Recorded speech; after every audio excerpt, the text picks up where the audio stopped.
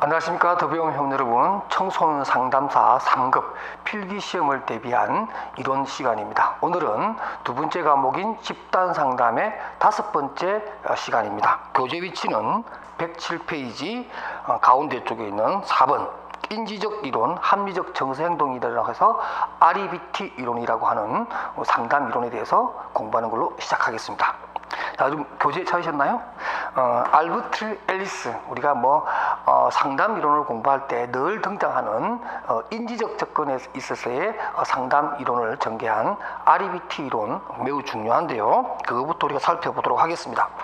그러니까 여러분 REBT라는 이론요, 이거 제목부터가 참 이 이론의 제목이 많이 이제 논란이 되는 이런 겁니다. 그러니까 REBT 하면서 이게 비헤이브 행동을 얘기하는 건데, 어떤 책에 보면 이걸 B를 이렇게 집어넣은 경우가 있고, 어떤 책은 또 빼는 경우가 있고, 또 어떤 책은 약간 중도적 입장에서 REBT 해놓고 P를 이렇게 놨습니다. 사실 이 안에 있는 어떤 숨어있는 내막이나 재미있는 일화가 굉장히 많이 있는데, 그것을 이 시간에 말씀드리기 좀 그렇고, 어쨌든 우리가 또 REBT, 또 RET라고 해서 relation, 그러니까 합리적 이모션, 정서, 또 행동이 들어간다면 비헤이브니까 합리적 정서 행동 시어리라고 해서 이론, 이렇게 설명하고, 여러분 잘 알고 있는 앨리스라고 하는 분이 바로 이러한 이론의 어떤 대가라고 할 수가 있습니다.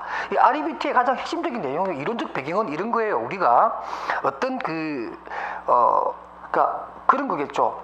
우리가 어떤 이미지 때문에 그 어떤 사물이나 이런 것이 주는 어떤 외연적인 이미지가 우리들의 생각을 좀 왜곡시키고, 그 생각이 왜곡된 생각이 비합리적 신념이 되어서 결국에는 우리가 올바른 결과, 올바른 행동하지 못한다, 이런 얘기를 하는 거죠. 그러니까 여러분들 그리스 로마 시대에 에픽토투스라는 게 있습니다. 에픽토투스, 제가 발음상으로 외국어는 좋은데, 에픽토스 철학 같은 경우에서 보면 그런 거 있죠. 우리가 어떤 위협적인 요소를 볼 때 그 사물 실체를 보고서 어떤 위협을 느끼다기보다는 그 사물이 가지고 있는 어떤 이미지라든가 과거의 선입견, 이런 것들이 오히려 우리에게 좀 그런 거죠. 예를 들면 적절한 얘기인지 모르겠지만, 우리가 목욕탕을 갔는데, 그죠? 바로 그 옆에 가니까 탕에 싹 들어갔는데, 갑자기 이렇게 덩치가 큰 있는 사람이 옆에 용 문신 같은 거 이렇게 쫙 강해가지고 어둠의 세계에서 활동하시는 조폭 큰형님 옆에 딱 앉아 있어요. 느낌이 온몸에 문신이 있으니까. 근데 왠지 이러면 어떡해요?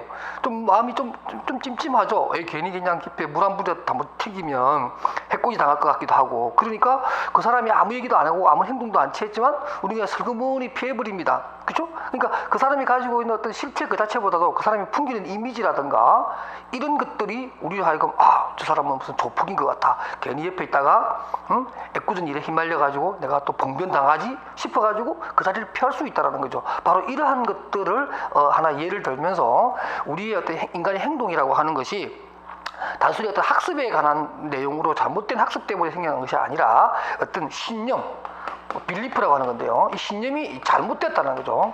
잘못된 신념이라든가 좀 그릇된 어떤 생각, 사고 체계가 우리의 생각이나 행동을 잘못되게 한다라는 것에서도 이 이론은 출발을 합니다. 그러면서 거기 보면 이런 얘기가 나와요.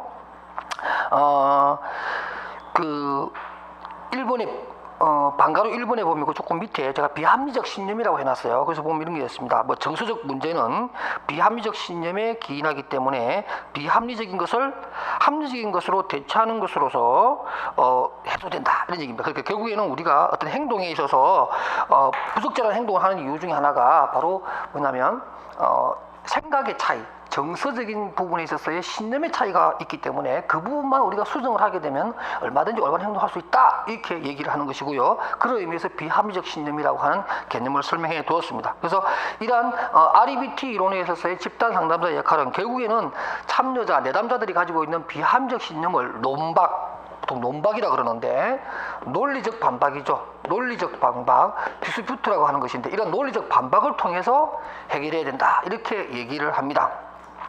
그 다음에 이제 108페이지로 가게 되면 비합리적 신념의 대치라고 해서 집단원들로 하여금 그들의 현재 상태와 행동이 비합리적 사고에 의해서 기반하고 있다고 보기 때문에 그러한 사실들이 선생님들 자각을 하게 하고 논리적인 어떤 접근을 통해서 그러한 생각을 크래시, 그러니까 이 앨리스는 그렇게 얘기합니다. 앨리스는 그러한 잘못된 신념이나 논박을 크래시, 망치 같은 걸로 탁 깨버려라. 뭐 이렇게 얘기를 합니다.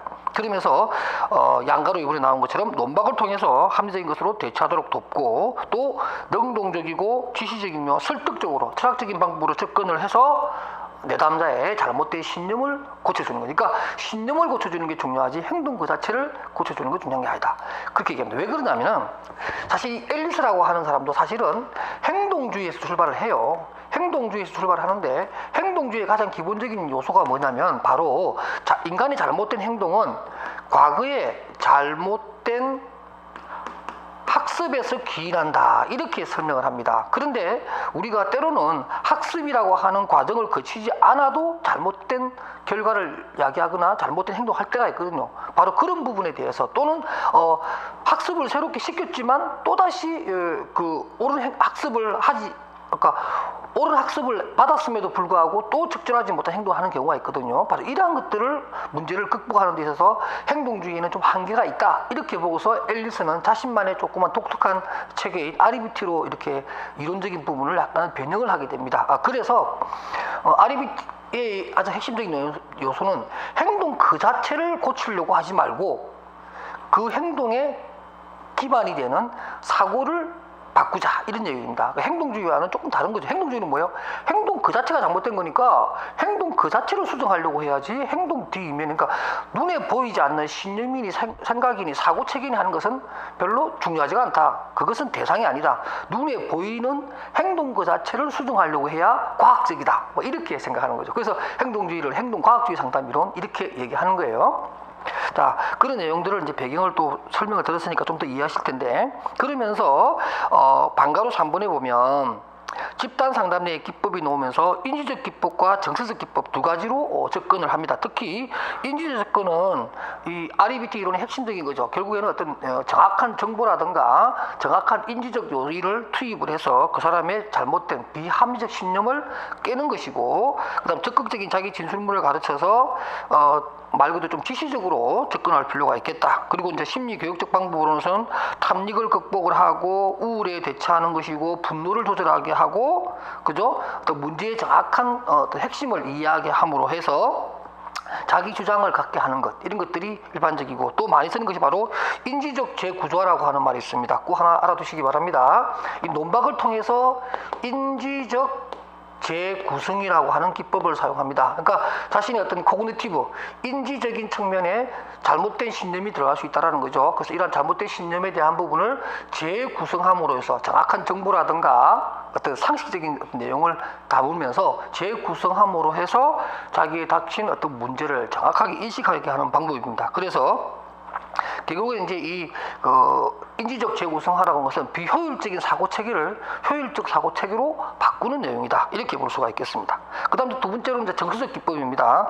정서적 기법은 이제 상담 과정에서 상담자가 보여줘야 될 내용이죠. 집단 속에서 일단 내담자들이 보여주는 여러 가지 행동이라든가 처음에 어떤 신념들을 일단 수용해 주는 거죠. 그리고 나서 그 수용된 내용에 대해서 또 합리적이고 이런 부분으로 이제 내용을 접근을 해서 내담자가 각성할 수 있도록 도와주는 것이고요. 그다음 또 적절한 유머를 사용하는 것도 굉장히 중요하다, 이렇게 얘기를 합니다. 또 수치 공격 연습이라고 하는 것이 있습니다.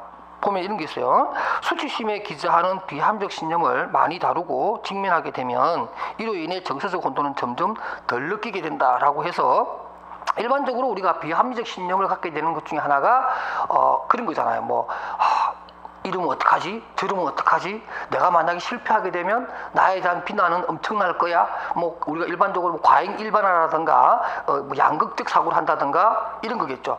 그러면서 어떤 자기 행동에 대한 결과에 대한 어떤 수치심, 이런 것들이 너무나 크게 작용이 되어서 결국엔 스스로 비합리적 신념에 빠져 있는 이런 내담자가 있을 수 있다는 거죠. 이럴 경우에 수치심에 대한 부분에 대해서 공격 연습, 다시 말해서 그것이 어떤 단순한 신념의 문제이지 현실적으로 그런 일이 벌어지는 것은 아니다 라고 해서 자신의 문제에 대해서 직면하게 하는 이런 부분이 바로 정서적 기법입니다. 그러니까 이것이 객관식 시험에 나올 때는 사실 쉽지 않게 출제가 되긴 하겠습니다만은, 그러니까 출제 자체가 좀 힘들다라는 거죠. 이런 것을 딱 이렇게, 왜냐하면 여러 개 답이 나올 수 있기 때문에, 그러니까 이런 게 있다라는 정도의 이해만 하고 나중에 이제 어떤 단계적인 부분 A, B, C, D, F로 이어지는 REBT 상담 단계라든가 또 REBT에서 쓰이는 뚜렷한 기법 이런 것들은 상담 이론에서도 나오게 될 거고 거기서도 다루게 될 겁니다. 그래서 살펴보도록 하겠습니다. 그 다음 행동주의 이론입니다. 자, 행동주의 이론 제가 조금 전에 간략하게 좀 설명해 드렸는데요. 이 행동주의 이론은 기본이 그겁니다. 아까 제가 얘기한 것처럼 행동주의의 어떤 수정 내지는 상담의 대상은 지금 현재 그 사람이 보여주는 행동 그 자체만 가지고 다루겠다는 거죠. 그 외에 어떤 신념이라든가 또 사고체계라든가 과거에 어떤 무의식의 세계에 있었던 내용이라든가 이런 것들은 눈에 보이지 않는 거기 때문에 거기에 대해서 어떻게 적절한 처방을 한다는 것은 비과학적이라는 거죠. 그렇게 접근을 하고 있고요. 그 다음에 여러분도 알다시피 이 행동주의의 가장 기저가 되는 이론은 바로 파블로프의 고전적 조건 하에서 시작합니다. 그래서 스티무러스 어떤 자극이 있음으로 해서 반응을 보여주는 이런 체계로 가고 있어서 SR 이론이라고도 합니다. 109페이지로 가겠습니다. 행동주의에 관해서는 제가 또 상담으로서 설명하기로 하고 일단 집단 상담에서 보여지는 행동주의의 상담 목표는 109페이지 제가 위에서 6번째 나오네요. 집단원이 가진 문제는 학습 과정을 통해 습득된 부적절한 행동이기 때문에 부적절한 행동을 제거하고 보다 적절한 새로운 행동을 학습하도록 하는 것. 그러니까 이 행동주의는 말이죠. 잘못된 행동을 하게 된 이유가 뭐예요? 바로 과거의 잘못된 행동 때문에 일어난다. 이렇게 얘기하는 거죠. 그러니까 결국에는 이런 잘못된 행동을 수정할 수 있는 방법은 또 뭐예요? 말 그대로 잘된 학습이죠. 잘된 학습을 내담자에게 보여줌으로 해서 여러 가지 모델링을 한다든가 여러 가지 기법을 통해서 잘된 학습을 내담자에게 보여줌으로 해서 내담자가 그 행동 그 자체만을 수정하게 하는 이런 기법이다. 이렇게 보여집니다. 그 다음에 또 이제 목표 두 번째 보면 상담자의 과제는 집단을 진행하는 워크로서의 상담자는 집단 구성원들이 전반적이거나 일반적인 목표를 구체적이고 명확하게 측정 가능한 목표로 세분화시켜서 체계적으로 추진해 나갈 수 있도록 돕는 것이다. 그러니까 또 행동주의의 또 기법 중에 하나가 기법이라고보다는 접근 방법이죠. 접근법 중에 하나가 뭐냐면 살라미. 여러분 혹시 살라미라고 들어보셨나요? 살라미? 아마 이게 살라미가 이탈리아 음식인데 그 통돼지를 바베큐에서 아주 슬라이스 간을 아주 잘게 썰어서 먹는 그러한 음식 중에 하나가 살라미라고 하는 음식이 있어요. 근데 이게 보통 살라미 전술이라고 하는 것도 많이 쓰는데 이게 뭐냐면 어떤 상대방과 협상을 할 때 또는 문제 해결을 할 때 한꺼번에 그 문제를 다 해결하려는 게 아니라 주변적인 것부터 조금씩 문제를 해결해 나가면서 결국에는 핵심적인 문제까지 해결해 나가는 이런 것을 보통 우리가 살라미 전술이라고 합니다. 이렇게 슬라이스식으로 조금 썰어서 해결하는 거죠. 그러니까 이 행동주의도 보면 조금씩 내담자의 잘못된 행동을 때려서 하나씩 이렇게 수정해 나가는 그런 방법입니다. 그래서 그 얘기 나오는 거예요. 세분화시키고 체계적으로 조금씩 접근해서 내담자의 행동을 변화시키는 것이 이 상담의 목표다. 이렇게 설명하는 거고요. 그 다음에 또 집단 상담사의 기능과 역할이 있습니다. 특별하게 제가 따로 막 설명해 주는 것보다는 이런 거 읽어보시면 좋을 것 같은데 그 내용 중에서 여러분들 또 조금 살펴봐야 될 내용이 뭐냐면 밑에서 한 8번째 중인가요? 그 행동의 기초순을 측정한다. 찾으셨나요? 109페이지 밑에서 그렇죠. 그 10번째 중에 해당되네요. 행동의 기초순을 측정한다. 이런 말이 있습니다. 행동의 기초순이라는 게 뭐냐면은 우리가 어떤 내담자의 행동이라고 하는 것을 최초에 집단 상담에 들어왔을 때 보여주는 행동의 수준이 있죠. 행동의 내용이 있죠. 이것을 일단 우리가 알고 있어야 된다는 거죠. 그래야지 우리가 나중에 변화시킨 행동이 정말 변화된 건지 얼마만큼 변화된 건지를 우리가 알아야죠. 처음에 어떤 행동의 내용입니다. 그러니까 이게 말하는 기초선이 또는 기저선이라는 말을 쓰는데 기초선 또는 기저선이라고도 하는데 이거는 뭐냐면 최초에 그 내담자가 보여주는 행동의 내용 수준을 얘기합니다.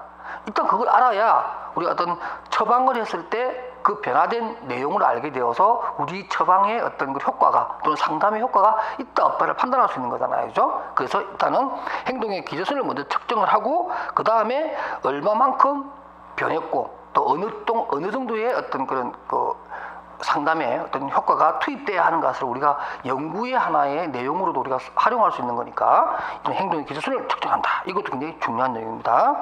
기법으로서야 우리가 행동주의 기법은 너무너무 많죠. 가장 대표적인 것은 체계적 동감법부터 시작해서 자기 표현 훈련도 있고요. 그 다음에 타임아웃, 그 다음에 또 소거, 그 다음에 또 뭐가 있나요? 또 우리가 범람법이라고 하는 것도 있고요. 그 다음에 샤핑이라고 하는 행동 조성도 있고, 모델링 또는 인지적 모델링 이런 것들이 있는데요. 또 유명한 게 바로 베이직 아이디라고 하는, 라자루스의 베이직 아이디라고 하는 이론이 있는데, 이것은 시험에 잘 나오니까 다음 장에서 한번 살펴보도록 하겠습니다. 자, 여러분들 110페이지 모아보세요. 그 라자루스라고 하는 사람이 개발한 다중양식 치료의 핵심 개념인 베이직 아이디에 대해서 간단하게 설명을 합니다. 이 베이직 아이디는 이런 거예요. 그러니까 라자루스라고 하는 분이 행동주의 이론가이면서 인지적 접근을 하시는 분 중에 하나입니다. 그러니까 뭐냐면, 예를 들면 어떤 스트레스가 닥쳤어요. 그죠? 스트레스가 왔는데 같은 양의 스트레스에 대해서 A라는 사람과 B라는 사람이 있어요. 근데 A는 그 스트레스를 위해서 그냥 무방비 상태로 받아들이는 거예요. 그러니까 이 스트레스를 막 견디지 못할 수가 있는데, B라는 사람은 이 스트레스가 왔을 때, 물론 똑같은 양의 스트레스입니다. 그럴 경우에 자기 스스로 뭐죠? 좀 인지적으로 각성을 해보는 거예요. 1차적으로 이 스트레스는 어떤 건가, 어디서 기인하는 건가, 이렇게 판단하고, 또 2차적인 평가할 때는 그럼 이 스트레스, 이 문제에 대해서 내가 가지고 있는 재원, 내가 가지고 있는 역량으로 이 문제를 풀 수 있는가 없는가를 판단을 해서, 만약에 풀 수 있다면 처음에 왔을 때 그 스트레스에 받는 그 데미지보다는 조금 더 약해지겠죠. 왜? 비록 뭐 힘든 일이긴 하지만 내가 가지고 있는 재원이나 나의 역량으로 그 문제를 풀 수 있다라고 판단되면 그 스트레스가 주는 데미지를 내가 조금 더 약하게 느낄 수 있다라는 거죠. 이런 측면에서 인지적 접근이 굉장히 중요하다라고 얘기하고, 이 7가지의 어떤 내용을 정리를 해서 어떤 스트레스라든가 어떤 문제적인 행동이 발생했을 때에 그 상황을 7개의 항목으로 나누어서 접근하는, 그래서 다중양식의 그 치료법이다, 이렇게 얘기하는 거예요. 그래서 거기 보면 이런 겁니다. 위에 개요 부분은 여러분 읽어봐 주시고요. 그 양가로 2번에 보면 베이직 아이디 확인이라고 해서, 다중양식 치료는 인간의 경험이 움직이기 또는 느끼기, 감지하기, 상상하기, 생각하기 등등과 같은 것과 관련되어 있다라고 보고요. 특히 이 치료법에 의하면은 베이직에 있어서 그 영어 이니셜입니다. B는 behave라고 해서 행동을 얘기하는 거고요. 그 다음에 A는 affect이라고 해서 인간의 어떤 감정을 얘기하는 거고, 그 다음에 S는 그 sensation이라고 해서 감각적인 것을 얘기합니다. 그 다음에 또 I는 이미지, 심상이라고 할 수 있는 것들 얘기하고, 그 다음에 C는 cognition, 그 인지적 이런 것을 얘기하고요. 그 다음에 I는 여러분 알다시피 대인관계라고 해서 interpersonal이라고 하는 내용을 담고 있고, 그 다음 D는 drug, 약물을 얘기합니다. 그러니까 이 7가지 개념으로 접근하게 되면 개별적인 어떤 문제의 소재를 잘 파악을 할 수 있고, 치료에도 좀 더 수월하게 할 수 있다, 이렇게 얘기를 합니다. 그러면서 그 이제 밑으로 내려가겠습니다. 그 이제 양가로 3번에 보게 되면 기출 문제에서도 이런 형식의 문제가 많이 나오는데, 예를 들면 베이직 아이디에서 B에 해당되는 것들은 행동적인 요소를 담아야 됩니다. 그죠? 그 다음에 또 A에 해당되는 것은 팩트라고 하는 것은 정서적인 부분에 대해서 얘기를 합니다. 어떤 스트레스를 했을 때 굉장히 괴롭다든가 누구에게 미안하다든가 뭐 이런 마음이 생기는 거죠. 단순한 스트레스가 아니라, 그러니까 내가 어떤 시험에 불합격했다, 이 자체가 중요한 게 아니라, 이 시험에 불합격되어서 마음이 굉장히 아프고 그것 때문에 괴로워할 우리 어머니를 생각하는, 우리 부모님을 생각하니까 나는 더 괴로운 거야. 그러니까 스트레스가 들어왔는데 그 자체도 굉장히 데미지가 강한 스트레스인데도 불구하고 그 어떤 시험의 낙방이라고 하는 것, 그것이 내 부모님에게도 굉장히 스트레스 줄 것이다라고 스스로 스트레스를 자감할 때는 더 시키는 거죠. 이런 것은 먼저 A에 해당되는 것이고, 그 다음에 또 S, 그 센세이션이라고 하는 건 감각적인 부분을 또 다룰 수 있겠고요. 뭐 인지적인 부분도 있겠죠. 이런 인지적인 부분에 대해서도 우리가 2가지 방향으로 생각할 수 있을 겁니다. 시험에 불합격에 대해서 어떤 사람은 시험에 불합격했구나, 다음에 또 잘 보면 되지 뭐, 이렇게 해서 넘어가면 스트레스에 대한 부분이 좀 더 완화되겠죠. 근데 어떤 사람은 뭐예요? 이게 시험에 떨어졌다, 큰일 났다, 이번에 놓치면 난 이제 다시는 기회가 없는 것 아니냐, 야 남들은 다 합격했는데 나만 이게 떨어진다는 게 죄 뭐냐, 이게 창피해서 다니겠느냐, 막 그러면서 어떻게 해서 나한테 이런 일이 있느냐, 이렇게 생각하면서 인지적으로 그 부분을 좀 부정적으로 받아들일 수도 있겠죠.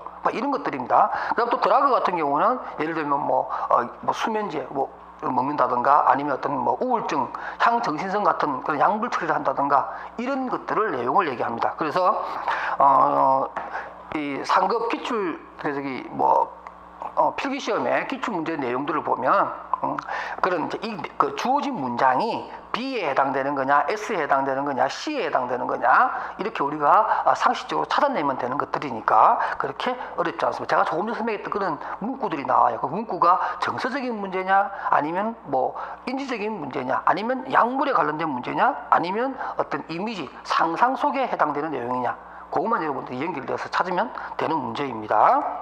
그 다음에 이제 111페이지에 현실요법에 대해서 설명하도록 하겠습니다. 자, 현실요법은 우리가 보통 뭐 통제이론 또는 뭐 선택이론 이렇게도 설명하는데 윌리엄 그레서라고 하는 분이 주창한 내용이죠. 이 내용은 이런 겁니다. 결국에는 현실치료요법은 인지적 접근의 한 유형이긴 합니다만은 상당히 공격적이고 또 특징 중에 하나가 3R이라고 하는 내용이 있습니다. 또 책임이라든가 그다음 현실이라든가 옳거나 그름이라고 하는 세 가지 개념을 가지고서 조금 공격적으로 내담자와 상담을 하는 그런 이론인데요. 교재 111페이지 보게 되면 그 위에서 7번째인가요? 집단 상담 목표가 보이죠. 여기 보면 이런 얘기 해놨습니다. 집단 구성원이 바람직한 방법으로 욕구를 달성할 수 있도록 하는 데 있어서 3R, 즉 책임감과 현실감과 옳거나 그름에 대해서 강조를 합니다. 자, 우리가 게슈탈트 이론 같은 경우는 now and here 이렇게 얘기하죠. now and here 이렇게 얘기하는데 이 현실요법에서의 now and here은 now and here이 아니고 here and responsibility, 지금 여기에서의 책임성 이렇게 얘기합니다. 그러니까 here and responsibility, 그러니까 here and now가 아니라 here and responsibility 이런 식으로 약간 수정한 문장을 사용하기도 합니다. 그만큼 이 현실요법은 책임성을 강조하고 그 다음에 현실 그 자체에 대한 직시를 강조하고 옳거나 그름에 대한 정확한 판단을 강조하는 상담 이론입니다. 그러면서 양가로 2번에 보면 이렇게 해놨습니다. 현실치료 집단 상담에서 집단원의 바람이나 욕구 충족의 효과적인 계획의 특성, 그러니까 그러한 내담자의 바람에 적절히 대응하기 위한 효과적인 계획은 어떤 것들이 들어가야 되냐 하는 거는 첫 번째 집단원이 새로운 행동을 시도할 수 있도록 계획 수립하는 것을 도와주고요. 다음 계획과 실행 과정으로서 집단원이 긍정적인 행동 계획을 세우고 그 계획을 실천하겠다고 약속받는 것으로 이루어지게 돼 있고, 그 다음 따라서 이러한 효과적인 계획의 특징은 이해하기 쉽고 간단하고 즉각적인 실행이 용이해야 되는 거예요. 그러니까 어떤 이게 보통 이 현실요법을 또 오리엔테이션 기법을 많이 사용합니다. 오리엔테이션 기법이라는 게 뭐냐면 아주 단기 치료죠. 단기 치료를 하면서 아주 효과적으로 하게 하고 또 직접 내담자가 어떤 뭔가를 과제를 수행하게끔 합니다. 그렇게 함으로 해서 내담자가 그 과제를 수행함으로 해서 어떤 자신감을 느끼게 하고 자기 또 효능감을 찾게 하는 이런 내용입니다. 그렇게 함으로 해서 점점점 자신감을 찾게 하는 이런 내용의 상담 과정을 밟게 됩니다. 현실요법에 있어서 집단 상담자가 현실요법을 적용할 때 어떤 역할과 기능을 하냐면은 거기 나와 있는 것처럼요. 양가로 1번에 보면 우리는 우리 자신의 인생을 통제할 뿐이지 통제받기를 원하지 않는 타인도 통제할 수 없다는 것을 학습시킨다. 다시 말하면 뭐냐면 내가 먼저 변해야 된다는 거죠. 내가 내 스스로 통제하고 나를 통제해야지 세상을 통제할 수 없다라는 거죠. 그러니까 뭐냐면 원인을 나에게 있다고 보고 나를 변화시켜서 문제를 해결하려고 해야지 내가 통제할 수 없는 다른 어떤 세상이나 환경을 자꾸만 바꾸려고 하거나 그걸 원망해서는 안 된다 그런 얘기고요. 그 다음에 2번에 이런 말도 나옵니다. 타인의 욕구를 방해하지 않는 범위 내에서 자신의 욕구를 충족시키며 타인이 자기를 통제하지 않도록 가르치니까 그야말로 어떤 자존감이 살아있게끔 만들어야 되는 거죠. 너의 문제는 네가 해결하는 것이다. 이렇게 된 상황을 누가 만들었겠느냐? 전혀 아니다. 너의 문제다. 이렇게 얘기하는 거죠. 제가 언제 한번 이렇게 어떤 식당에 갔더니 화장실을 갔는데 화장실에 보면 이렇게 문구가 있잖아요. 보통 뭐 어떤 게 있나요? 남자들 이렇게 서서 소변 누는 거기 보면 뭐 남자는 흘리지 말아야 할 것이 뭐 눈물만이 아니다. 뭐 이렇게 보통 많이 붙어 있는데 제가 갔던 어떤 식당에는 제가 소변을 누다가 깜짝 보고 놀랐어요. 그 문구를 보고 한동안 멍했는데 그 문구에 뭐라고 되어 있냐면 이렇게 되어 있었어요. 세상이 너를 버렸다고 생각하지 마라. 세상이 너를 버렸다고 생각하지 마라. 세상은 너를 가진 적이 없다. 어때요, 여러분들? 저는 그 문구를 보고 아주 깜짝 놀랐어요.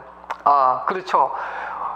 세상이 우리를 가진 적이 없어요. 그러니 세상이 우리를 버리고 자시고 할 거 없죠. 우리가 세상을 가질 것인가 말 것인가를 고민하면서 살아왔는 건데, 우리가 세상을 버리면 버렸지 세상이 왜 우리를 버립니까? 세상 우리를 가진 적이 없는데. 그 얘기는 뭐냐면 결국에는 세상을 가지고 안 가지고의 문제, 또 세상을 버리고 안 버리고 문제는 나의 문제고 나의 통제선에 있는 것이지 타인이 나를 삶을 결정하는 것이 아니라는 거죠. 그런 면에서 이런 현실요법에서 말하는 이러한 내용과 어느 정도 맥이 맞지 않나 이렇게 생각을 합니다.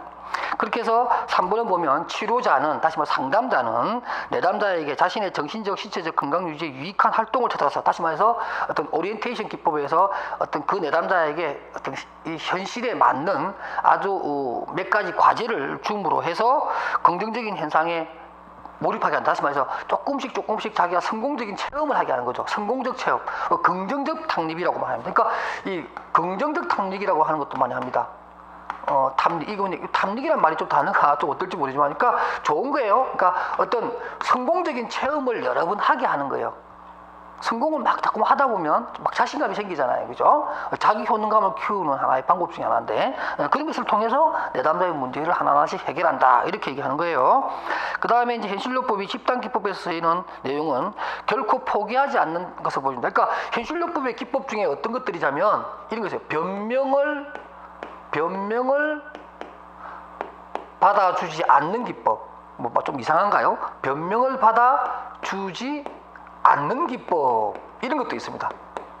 그 뭐냐면 변명을 받아들이지 않는다는 거죠. 어떤 이 문제에 대해서 네가 어떤 이 문제에 대해서 직시하지 않으면 안 되니까 변명이라든가 이런 것들 받아들이지 않는 거죠. 그야말로 말 그대로 어떤 자신의 문제에 대해서 책임감 있게 스스로 문제를 직시하고 풀려고 하게끔 하고 그런 거죠. 뭐 결과를 왜곡하게 한다거나 책임을 회피하려고 하는 것에 대해서는 단호하게 직면이나 대결 기법을 사용해서 내담자 스스로 자신감을 갖도록 하는 이런 것들이 중요하다, 이런 얘기고요. 그 다음에 직면하기라든가 역설적 기법 사용하기라든가 유머 사용하기, 이런 것들은 일반적인 다른 상담 기법에서 사용하는 그런 내용으로 구성이 되어 있습니다.